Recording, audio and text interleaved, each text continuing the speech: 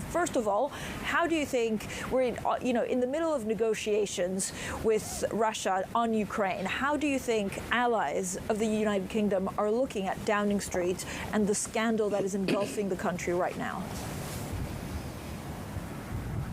Well, as you know, Francine, I was really on to talk about adult vaccination globally. But look, this will be whatever it is.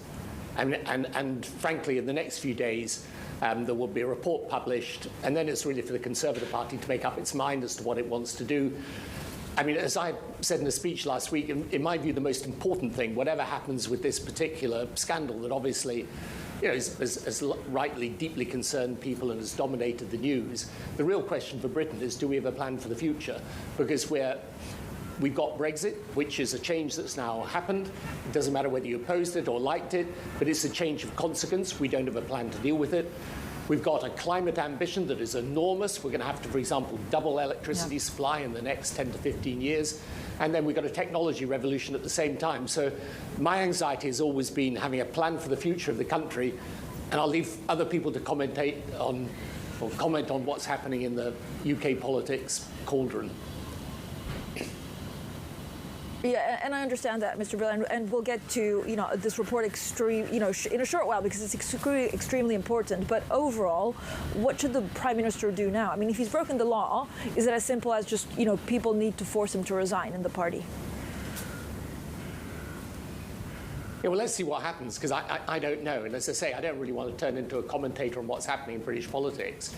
But if you take a step back and look at the big issues facing the country, frankly, that's what I'm most concerned with.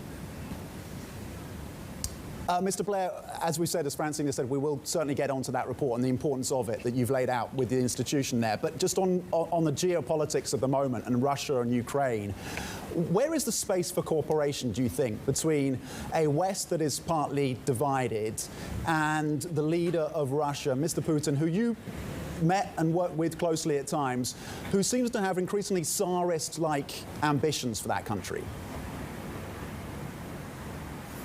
Yeah, well, there I think it's absolutely clear that you've got to have a strong, united front. Russia's got to understand that if it does invade Ukraine, it's going to face a huge set of consequences. And even though there are divisions in Europe, perfectly naturally, I think there's basic unity around that.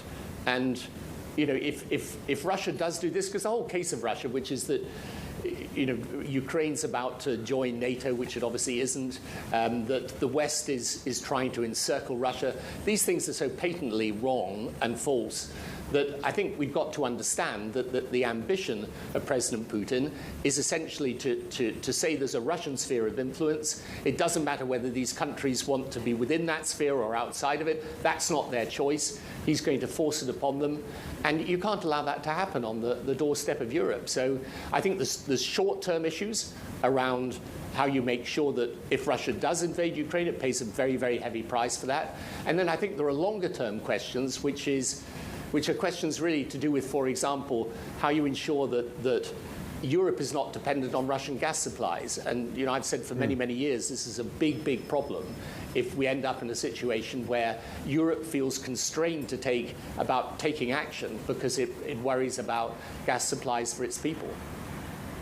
And that certainly seems to be a calculus of Olaf Scholz, the leader, of course, of Germany. Germany not providing military hardware to Ukraine, but the UK government is. We had to circumnavigate German airspace to do that. How far do you think the UK should go in assisting, military assistance to Ukraine? How far should we push it? Well, I think the government's doing the right thing. It's made a strong statement not just in terms of words, but in actions, in what it's done. And, I think we will be, in this instance, very strongly alongside the US in saying there's got to be a united front. And if we end up in a situation where there are actually Russian forces that try and take more of the territory of Ukraine, they're going to be met with strong, not just sanctions, but deep economic and political consequences. Mr. Blair, let's talk a little bit about the report that came out, and you're trying to talk about this global vaccination system. How can it be successful when we've seen so much vaccination nationalism in the last 2 years? Yeah, well, that's exactly why it's so important to make sure we do it better next time. So essentially what we do in this report, which is the product of the work of a lot of different experts, is to say we're going to have a challenge with possibly future pandemics. And then we've also got a huge opportunity, because one of the unlooked for advantages during the whole ghastly process of COVID is there's been vast advances in medical science. So what we've got to do is create a structure where globally we act in any future pandemic much, much faster. And we show how the world economy could be saved trillions of dollars if we do that by cooperating, by ensuring that vaccines are produced and distributed much more quickly, by ensuring that there's manufacturing capacity is greater spread around the world. But secondly, you've got these new vaccines that are going to be coming on the market soon for malaria, TB, dengue, HIV, AIDS, and the potential there is to save millions of lives if we do this properly. So we've got the thing Mr. about Blair, COVID is, of course it's been terrible, but there's been enormous advances in medical science too. Yeah, but from a practical point of view, who would make this happen? Isn't this the role of the World Health Organization? Yeah, the World Health Organization's got a big role to play, but we suggest the best thing is for this to become a big part of the G20 at the end of this year. Because, you know, whatever differences there are between America and China and different parts of the world, and we can see this now with obviously with Russia and Ukraine, on fighting a future pandemic or on ensuring that we use these adult vaccinations to the best advantage of the world. I mean, this should be something the world can unite around.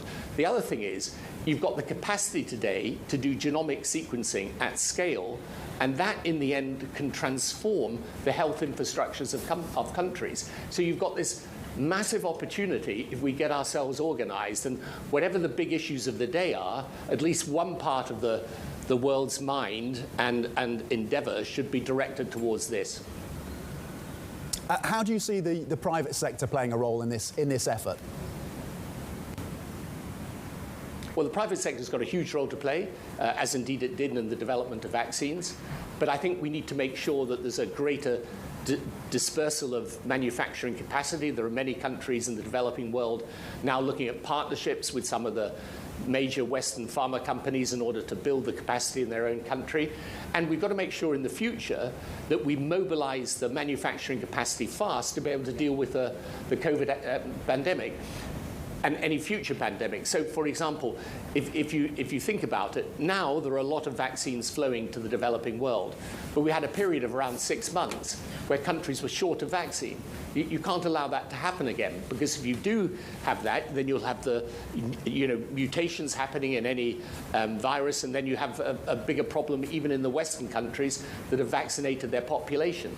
So these things are pretty obvious, and they're very, very clear. They utilize the best advances in science, and the rest of it is bringing the world together and organizing it. Yeah. Mr. Blair, last time we caught up actually in Singapore, and we were also talking about China as a possible stabilizing force for the world economy and maybe geopolitics. Given what's happening with Russia and Ukraine, if the West is not hard enough on Putin and he invades Ukraine, would that give the green light for China to invade Taiwan? Well, I hope China realizes that that would be, again, devastating in its impact on the world, the economy, geopolitics. But I think it is important that the West gives a strong signal on Russia and Ukraine. Yes, because in the end, look, it's a basic difference of value system.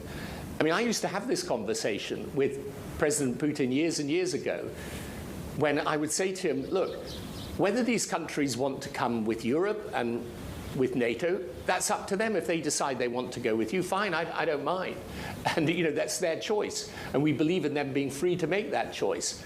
The problem is that he believes, no, it's not their freedom to make that choice.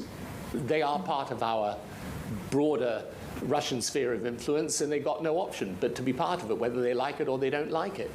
And all of these things would be much more compelling for people if the Russian economy was better, but the Russian economy is what? 70% the size of the UK economy. So the best thing, frankly, would be for these countries to focus on how they improve their own internal economy.